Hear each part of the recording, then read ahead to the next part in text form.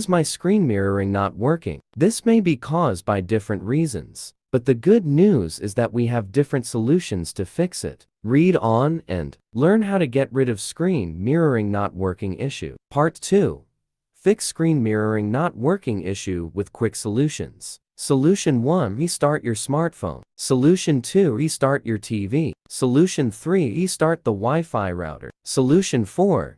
Use same Wi-Fi network. Solution 5. Check if the devices are running on updated software. Solution 6. Disable Bluetooth on the TV. Solution 7. Verify the TV input. Solution 8. Check your AirPlay settings. Solution 9. Check the devices that are compatible with AirPlay. Solution 10. Place phone near your TV. How to use screen mirror on an iOS device. Step 1. Run screen mirror. Step 2. Allow the tool to access the network. Step 3. Start screen projecting. Step 4. Mirror iPhone to PC.